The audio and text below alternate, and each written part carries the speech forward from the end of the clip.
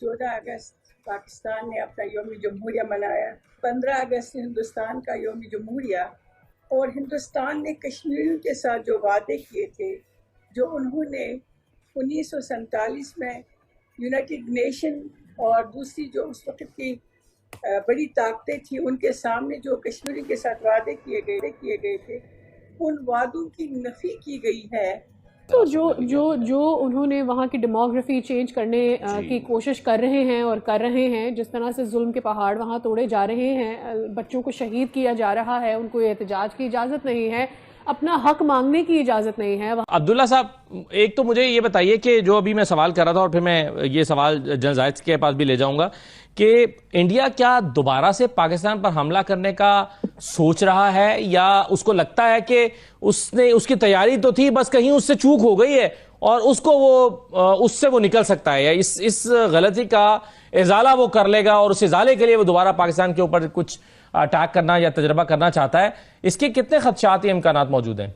जो भारत का यौम आजादी है, भारत का इंडिपेंडेंस डे है 15 अगस्त, उसकी तकरीब के अंदर नरेंद्र मोदी ने कुछ बड़ी अहम बातें की। अब नरेंद्र मोदी ने एक तो ये कहा कि वो पाकिस्तान को एक भी कतरा जो है वो इंडस वाटर का नहीं देगा, इंडस का जो पानी है, इंडस रिवर का, वो भारत पाकिस्तान को नहीं देगा। फिर इसके साथ ही साथ सुदर्शन चक्र जो है, ये नरेंद्र मोदी ने एक प्रोजेक्ट लॉन्च किया है और एक नया जो बेसिकली मिशन है वो नरेंद्र मोदी ने आज अनाउंस किया। इसके साथ ही साथ कहा कि नया टेक्नोलॉजी का प्लेटफॉर्म जो है वो भी हम बनाएंगे। फिर ये स्टेटमेंट जो है इंडिया के इंडिपेंडेंस डे के दिन नरेंद्र मोदी भारत में खड़े होकर दे रहा है, and this statement is coming just days after Pakistan के army chief field marshal Asim Munir ने अमेरिका की सरजमीन पर खड़े होकर ये पैगाम दिया और ये मैसेज दिया कि हम भारत को डैम बनाने देंगे, कि उसका काम है वो डैम बना ले डैम। अगर कोई ऐसा डैम बन गया और हमने देखा कि डैम मुकम्मल हो गया और पाकिस्तान का पानी रोक रहा है, तो हम एक डैम पर 10 मिसाइल मारेंगे। हाँ, कश्मीरी कैदोबंद में है, अद्वियात से महरूम है, मवासलाती निजाम से महरूम है, घरों में नजर बंद है, नाम निहाद लिबरल्स और जमहूरियत पसंद इंतहा पसंदी के अव्वलीन दर्जे पर है। डरता कांपता मोदी निहत्थे और मासूमों पर अपनी ताकत का मुजाहिरा करके हिंदू इंतहा पसंदों को खुश करना चाहता है।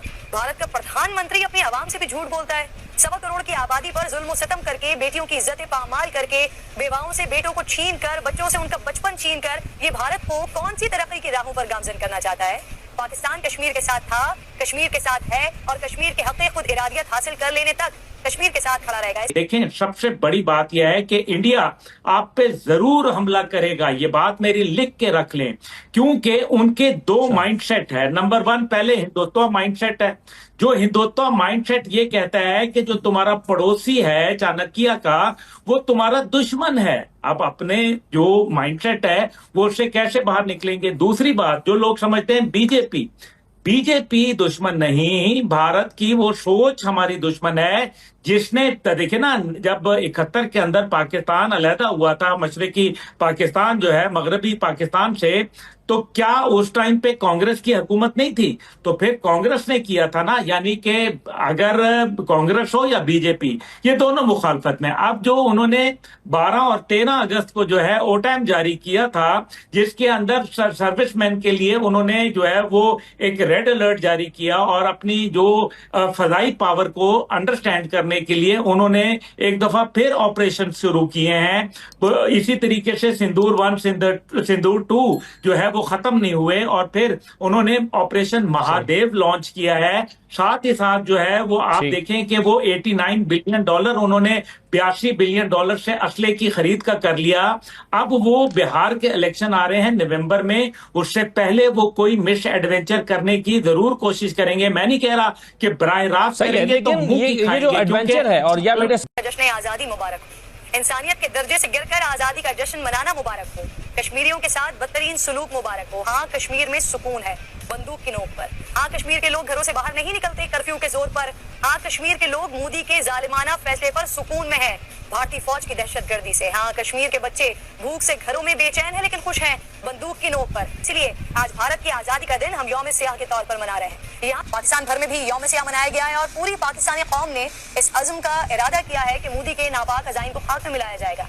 कश्मीर हमारा है और हम इसे हासिल करके रहेंगे। आज हम जंग की दहलीज पर खड़े हैं। अब भी वक्त है कि हिंदुस्तानी क़यादत जरा होश के नाखून ले, कहीं ऐसा ना हो कि उनके मंदिरों की घंटियां हमेशा हमेशा के लिए खामोश हो जाएं, शिवसेना के गुंडे अपनी ही लगाई हुई आग में झुलस जाएं और कश्मीर तुम्हारे लिए एक ड्रावना ख्वाब बन जाए। बढ़त मार के एक डेंजरस एस्केलेशन की तरफ चीजें बढ़ा दी हैं, क्योंकि पाकिस्तान की जो नेशनल सिक्योरिटी कमेटी है वो भी कह चुकी है कि पानी रोकना एक्ट ऑफ वॉर होगा। खैर भारत की ये बड़के ही हैं, लेकिन पाकिस्तान इन बड़कों को सीरियसली लेगा और पाकिस्तान फिर इस तरह का जवाब देगा, मिसाइल्स मारेगा। और हम दुनिया को बता चुके हैं, अगर हमने भारत के उन डैम्स के ऊपर स्ट्राइक कर दी जो पाकिस्तान का पानी रोकने के लिए भी भारत के पास इस वक्त इंफ्रास्ट्रक्चर नहीं है हमारा पानी रोक सके। बाय द वे मैं आपको ये भी बता दूं, लेकिन इन द फ्यूचर अगर भारत ऐसा करता है तो हम स्ट्राइक भी करेंगे, क्योंकि हम ऐलान पहले कर चुके हैं ये एक्ट ऑफ वॉर होगा। और एक्ट ऑफ वॉर का जो जवाब है वो स्ट्राइक्स करके ही दिया जाता है। एक्ट ऑफ वॉर का जो जवाब है वो फिर एग्रेशन जो है वो एग्रेशन काउंट नहीं होता, वो फिर रिटेलिएशन काउंट होता है। अच्छा, अब इस सब के अंदर नरेंद्र मोदी ने एक तो ये बड़क मारी, इसके साथ ही साथ जो पाकिस्तान ने इंडिया के इंफ्रास्ट्रक्चर को, मिलिट्री और सिविलियन इंफ्रास्ट्रक्चर को उड़ा के रखा, उसके हवाले से जो पाकिस्तान ने काम किया भारत के साथ, अब उससे बचने के लिए नरेंद्र मोदी ने कुछ प्रोजेक्ट्स भी अनाउंस किए हैं।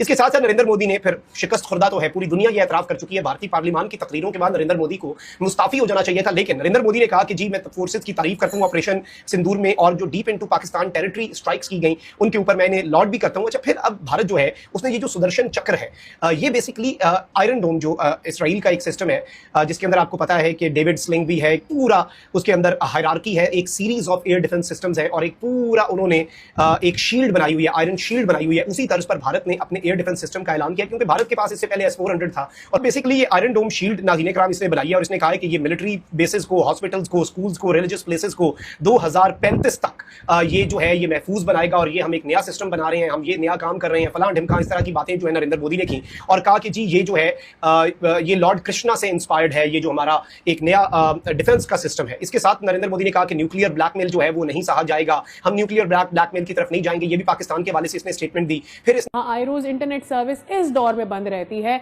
वहाँ लोगों को बिजनेस का लॉस होता है, तो ऐसे में वो इलाका क्यों ही अपने हक के लिए नहीं लड़ेगा और ये आवाज़ नहीं बुलंद करेगा कि आज वो यौम सियाह मनाते हैं, क्योंकि आज भारत का यौम आज़ादी। आपके नज़दीक भारत की आज़ादी का दिन कश्मीरी अवाम के लिए यौम सियाह है। 15 अगस्त को यौम सियाह मनाने का पैगाम कश्मीरी अवाम दुनिया को किस तरीके से पहुँचाते हैं? बिल्कुल 1947 के फौरन बाद यही वजह है इस मसले को यूनाइटेड नेशंस में लिया गया है, और यूनाइटेड नेशंस से मुख्तलिफ करारदातें हैं जिन्होंने कश्मीरियों को यह हक दिया कि वो खुद इरादत के लिए, उसके हसूल के लिए जो माहौल तैयार किया जाएगा, तो हिंदुस्तान और पाकिस्तान दोनों मिलकर मकबूजा रियासत के लिए वो माहौल फराहम करेंगे। लेकिन ये वादा जो है ये उस वक्त के जो हिंदुस्तान के प्राइम मिनिस्टर थे जवाहरलाल नेहरू, उन्होंने ये वादा अक़वाम मुत्तहिदा में भी किया। उन्होंने ये वादा कश्मीरियों के साथ श्रीनगर के लाल चौक पे तकरीर करते हुए किया, और उन्होंने ये वादा ऑल इंडिया रेडियो पर भी 1947 की अगर हम ब्रॉडकास्टिंग देखते हैं तो उसमें भी उन्होंने ये वादे किए थे। लेकिन सॉरी आखिर वजह क्या बनी कि इन्होंने इमीडिएटली इस वादे से इनहराफ किया